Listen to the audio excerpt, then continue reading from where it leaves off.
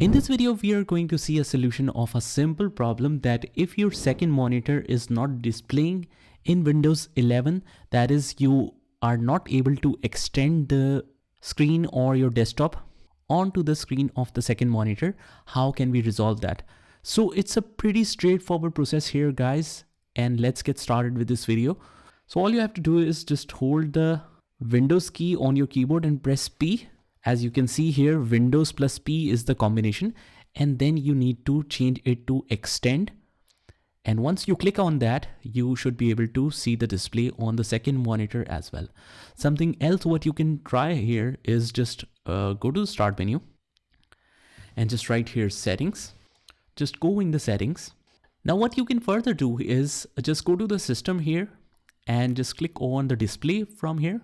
And if you scroll down a little bit, you will see this multiple displays option. Just go in here, just open that up and click on detect so that it can identify the multiple displays. Just click on that and that should solve your problem. So guys, this is a pretty straightforward solution. Just comment down below if that works. And if you have other queries as well, you can just post in the comment section and I'll try to help you as soon as possible. So till then, take care.